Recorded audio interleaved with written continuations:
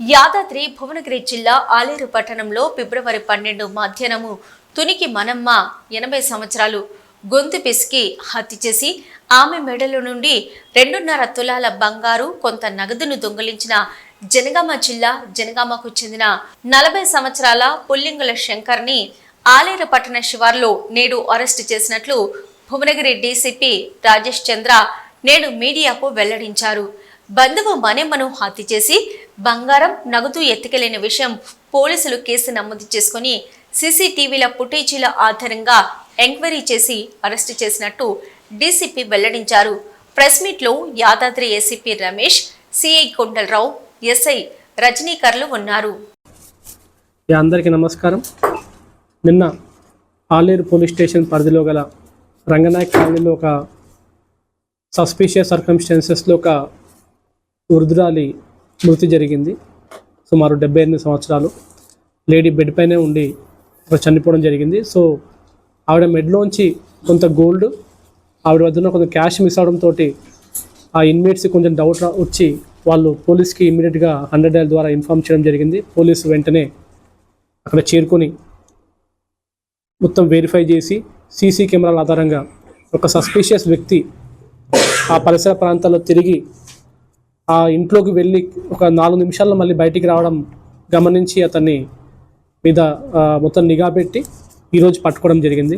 ఈరోజు తను మళ్ళీ జనగాం నుంచి హైదరాబాద్ వెళ్ళే దారిలో తను పట్టుకోవడం జరిగింది. సో వివరాల్లోకి వెళ్తే ఎవరైతే ఈ సస్పెక్ట్ ఇప్పుడు అక్యూజ్డ్ దొరికాడో అతని పేరు శంకర్. ఇతను కూడా ఆ చనిపోయిన వృద్ధురాలికి దూరపు చుట్టమవుతాడు.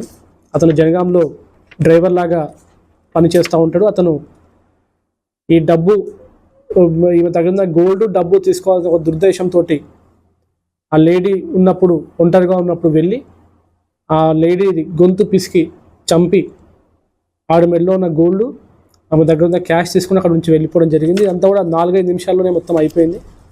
సో సీసీ కెమెరా ఆధారంగా మొత్తం కూడా ఫుటేజ్ మనకు దొరకడంతో అతను చేసిన క్రైమ్ కూడా బయటపడడం జరిగింది.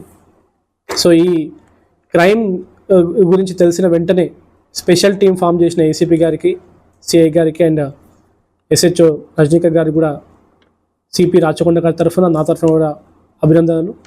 అండ్ ఈ ఈ ప్రెస్ మీట్ ముఖంగా కూడా అందరు కూడా మేము విన్నపిస్తున్నాము. ముఖ్యంగా ఎక్కడైతే ఏజ్ వాళ్ళు ఉంటారో ఐసోలేటెడ్గా ఉండకుండా, ఇప్పుడు ఈ లేడీని చూస్తే వాళ్ళ సొంత వాళ్ళు ఉన్నప్పటికీ కూడా కొంచెం ఐసోలేటెడ్గానే తన రూము, తన ఎంట్రెన్స్ అవన్నీ కూడా కొంచెం ఐసోలేటెడ్గానే ఉంది. కొంచెం పట్టించుకోవడము, కొంచెం కేర్ లేకపోవడం వల్ల ఈ అఫెన్స్ జరగడానికి ఆస్కారం ఏర్పడింది. సో మీ ఇళ్లలో ఉన్న పెద్దవాళ్ళని జాగ్రత్తగా చూసుకోండి అండ్ వాళ్ళని మీతోనే ఉంచుకోండి. సపరేట్గా వాళ్ళకి సపరేట్ ఎంట్రెన్స్ ఇచ్చేసి చిన్న చిన్న గొడవలతోటి వాళ్ళు సపరేట్ ఎంట్రెన్స్ పెట్టేసుకొని వాళ్ళని సపరేట్ ఉంచడం వల్ల ఏంటంటే ఇటువంటి దారుణాలు జరిగే అవకాశం ఉంటుంది. అండ్ మీరు సపరేట్ పెట్టిన విషయం ఖచ్చితంగా మీ చుట్టాలకు లేదా బయట వాళ్ళకు ఇంకెవరికైనా అఫెండర్స్కి తెలిసే అవకాశం ఉంటుంది. ఒంటరిగా ఉందని చెప్పేసి డబ్బు ఆశ తోటి ఎంతటికైనా తెగించే అవకాశం ఉంటుంది. కాబట్టి ఈ ప్రెస్ మీట్ మీడియాతోటి నేను రిక్వెస్ట్ చేస్తున్నాను, అందరు కూడా కన్వే చేయండి. మీ ఇంట్లో ఉన్న పెద్దవాళ్ళని గౌరవించండి, వాళ్ళని మీ దగ్గరే పెట్టుకోండి, వాళ్ళని ఆలాపాలన చూసుకోండి. దాంతోపాటు వాళ్ళకి సపరేట్గా ఉంచేసి వాళ్ళను ఐసోలేటర్ పెట్టకండి. అండ్ ఇటువంటి దారుణమైన క్రైమ్ జరిగే ఒక ఆస్కారం వాళ్ళకి ఇవ్వదని పోలీస్ డిపార్ట్మెంట్ తరఫున, రాచకొండ పోలీస్ తరఫున విన్నపం చేస్తున్నాము. ఈ క్రైమ్లో చాలా మంచి వర్క్ చేసిన HC Satyanarayana and PC Shekar and Mahesh వీళ్ళందరికీ కూడా సిపి గారి తరఫున అభినందనలు అండ్ చిన్న రివార్డు కూడా ఇస్తున్నాము.